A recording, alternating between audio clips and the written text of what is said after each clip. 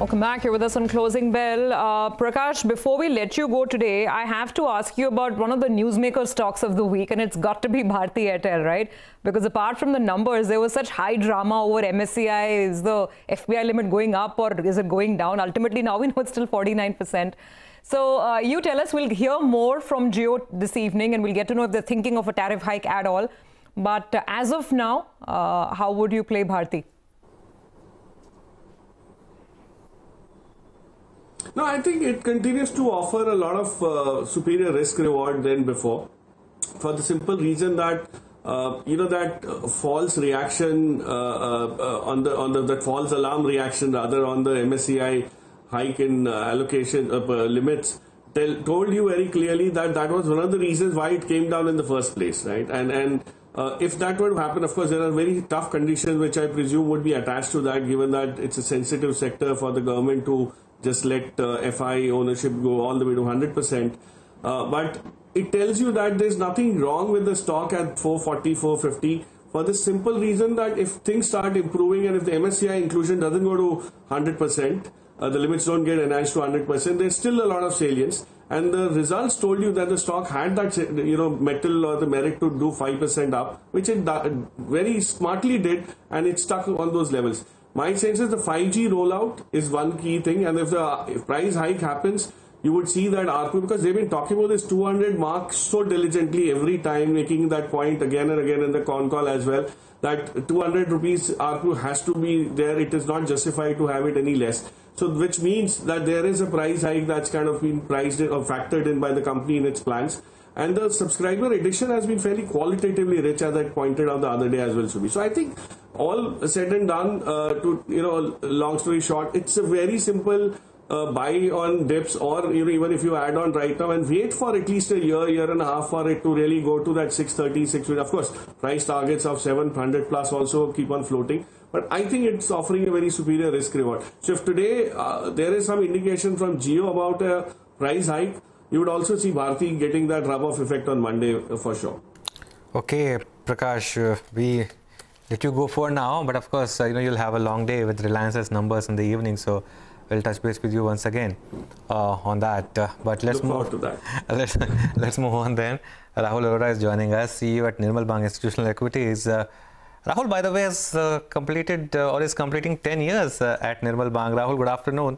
Well, must tell you that I feel very proud and happy to see your journey. But you tell me, having seen the last 10 years, what's your big call for next 10 years?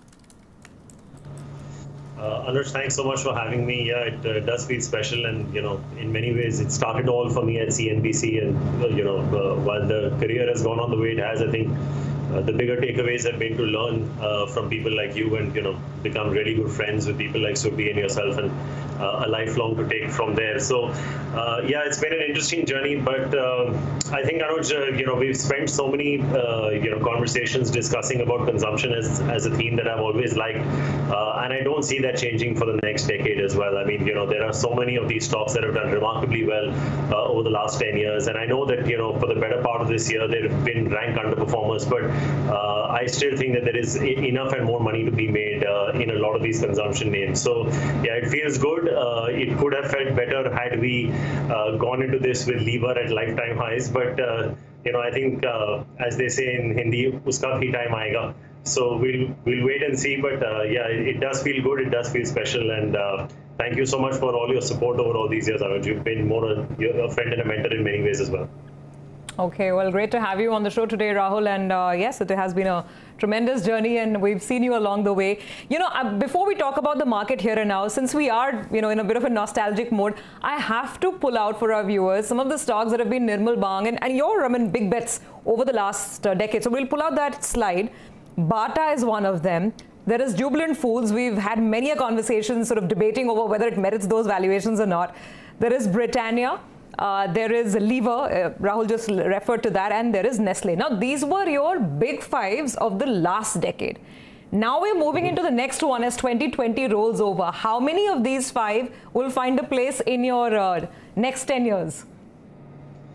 Well, Surbhi, the kind of run that these stocks have had, and I just heard you all discussing Reliance a few moments back, it's been a dream run for most of these stocks, Lever, Nestle, Britannia, Bata, I mean, multiple 52-week highs along the way every year. And, of course, most of these stocks went through their pain, went through the years of consolidation. I remember 10 years back when we started our journey, Lever used to be a 250, 300 rupee stock for the longest time, and then it broke out, much like what's happening in IT and pharma right now, or what happened to Reliance also.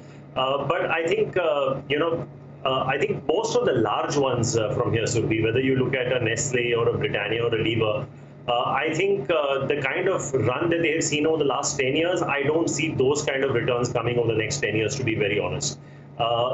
That may not necessarily apply to a Bata, because I don't think Bata has reached where it could have when we started covering this company in 2011 or 12. I think the expectation was that it could have done a lot better. Of course, there have been some hiccups along the way with respect to GST, and that obviously had pegged them back. And then they had a couple of changes in management, and then of course you had coronavirus hit them pretty hard. But I think Bata is definitely one name that I will bet on for the next 10 years. Surbhi, I think it's a fantastic franchise. It's still not $1 billion in revenue. I mean, for the largest organized footwear player in India to not be $1 billion in revenue, the return ratios are fantastic. We've always, put a lot of weight on return on equity and return on capital employed. Fantastic in the mid-20s. Return on invested capital is more than double of that, and it's not the most expensive stock in the world. So I think, our franchise at Nirmal Bang Institutional Equities began and rests on this one stock. We took ownership for it for the better part. We still do, and I think it's probably one of those names that will probably continue. So from the list that you mentioned, I think, Surbhi, I think Lever would be my top bet for the next 10 years out of Lever, Britannia, and Nestle. And I think from the slightly lower ones down the road, it'll probably be a Bata. Jubilant FoodWorks, wow, I mean, I don't know. It's I don't know what valuations you want to pay for that anymore. It's just surprising, and I'd be nervous buying it at this price, to be very honest. Got that. Now, Rahul, of course, it's a different issue that a lot of people would think that if you're bullish on work from home, that perhaps you can't be bullish anymore on Bata. But we'll have that discussion on other day, because the next big theme that you are betting on is real estate and home improvement. Why is that, and what stocks? So, Anuj, I think, so we've been speaking to a lot of real estate developers in this lockdown, and, some of the really large ones. We've been speaking to consultants as well. And the sense that we're getting is that incrementally, month on month, things are getting better. I think the governments, I should say, both at the central and state level, are trying to do everything that they can to push it, by way of regulatory or financial means. And you've seen that most recently with the stamp duty changes that have happened in states like Maharashtra. And the fact that, I think when we speak to a lot of these real estate players, Anuj, we get this, we're starting to understand that this and a half concept is emerging. So when people were looking for a 2 BHK earlier, they're probably looking at 2.5 or 3.5. Because a lot of these companies, Anuj, now, especially on the services side, may actually go for this flexi model, for as long as they probably want to from here on.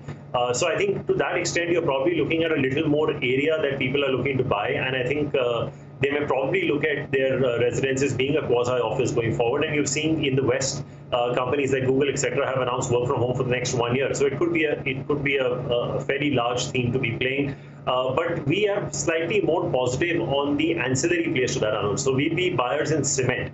Names like Ultratech, for example, is something that we really like. Amongst the smaller ones, something like a Birla Corp. We've been liking JK and JK Lakshmi Cement for a while. I think paint companies is again something that will do really good. The point I made about Jubilant FoodWorks is a very similar point on Asian Paints, because the valuations are quite much on the higher side now. I think it's north of 55 times FY22, if I'm not mistaken. But I think these are beautiful compounding stories, Anuj. Even ceramic plays like a Kajaria Ceramic. So I think if you are, if things are reviving and people are going out there and sort of, either redoing their existing homes to make it look better or give it a slightly better vibe, or then purchasing new homes, selling their existing ones to get into a slightly bigger property, I think the ancillary plays to real estate like paint, ceramics, and cement could do really well. We do have a buy recommendation on pretty much all the names that I have mentioned, and I think, there are all market leaders. They are gaining market share. Again, the ROE, ROC profile for most of these guys, especially in in the paint sector, you can't scoff at that. And I think they could be fairly steady compounders, Anuj. So I think some of these names that I mentioned, I would certainly look at having them in my portfolio if I had a 2 to 3 year view. Okay, yeah, I guess the pandemic managed to do what no amount of stimulus or rate cuts did, which is get Indians to buy homes. I mean, who would have thought? I was looking at just another report right now. Pune sales are up some 55%. Okay, so, just to get back to the point on stocks for the next decade, you mentioned Lever, you mentioned obviously this big home theme. Just to also talk about Westlife, which has been something that you're bullish on, is that just a replacement to Jubilant because Jubilant can't be bought? The pizza is too expensive right now? Or does it have something else going for it as well? No, Surabhi, actually, if you look at valuations, Westlife is even more expensive than Jubilant, I think, because it's a company that's just come into profit last year. But I think, Surabhi, the point is that, the first point is that if you go back about 8-10 years, McDonald's was not necessarily a delivery player. Now, delivery is almost 1/3 of the business. The other is McCafe, which he has gone out in a very big way, and the gross margins on McCafe are substantially higher than what he's doing in his traditional businesses. The third thing that I think is very interesting about McDonald's is that it's a real estate business, essentially, and he's locked in most of the prime properties in West and South. I don't think it's going to be that easy for competition to upstage him. He's built up the breakfast menu, and of course, that is something that will scale up in time, and the fact that he's been able to premiumize the product. Just a case in point, a McAloo Tikki burger used to cost you about 25 rupees. You go in and buy a McAloo Tikki wrap, it costs you 40 rupees. Now, there is not too much incremental cost in making it, but that's hugely accretive to the margins. So I think they've done a lot of things smartly. My sense is over the next 2 years, this company could be knocking at the upper teens of ROE, ROC, and it could be in for a multiple re-rating. The price points are much lower than Jubilant is. And, of course, it's a very instinctive purchase is McDonald's, and it's more a dine-in model. But I think it's still a very aspirational brand to have, along with Domino's. But I think the last 5 or 10 years have belonged from a stock market perspective to Jubilant. But I think the runway to growth for something like a Westlife could be huge given some of these changes that I've mentioned. I think the management has shown very good adaptability in recognizing the trends that are changing, and they have tried to address the same as well. I think the other interesting point is that they charged flat 25 rupees for a delivery. It's not really that material, but of course it goes in the adding on, in terms of the overall scheme of things. These are all margin accretive at the end of the day. So I think it's not just a call on valuation for Jubilant versus Westlife. The fact is that Jubilant is already at, I think, 1,500, 2,000 stores. The price point that it's coming at, it's not going to be very easy for them to penetrate on these. I would not be surprised if Jubilant actually went ahead and made an acquisition. I mean, they tried it with Dunkin' Donuts. I would actually not be surprised if they go in and make an acquisition of an ice cream company or a beverage company down the road, because just growing the pizza business is not going to be as easy over the next 10 years as it was over the last 10, is my sense, because they're reasonably saturated in most of the metro and tier 1 cities, according to me. Got that, Rahul. Thanks a lot for joining us. It was good talking to you. Always good talking to you. Thanks a lot for the kind words, and I really wish you all the success, not just for the next 10 years, but perhaps even after that. Thanks a lot for joining us, and of course, season's greetings. Thank you so much. Okay, let's move on then. The market is very volatile. It sort of almost moved into the green terrain and then has again slipped. But it will be like that. Reliance is, being bid up a bit ahead of numbers. I don't know if that's a good game to play. But right now, if you see, that stock has moved to the high point of the day, and that's the reason the markets also recovered from the lowest point. We'll take a break and we'll get you an insight into dealing rooms in our special segment, The Street Chatter.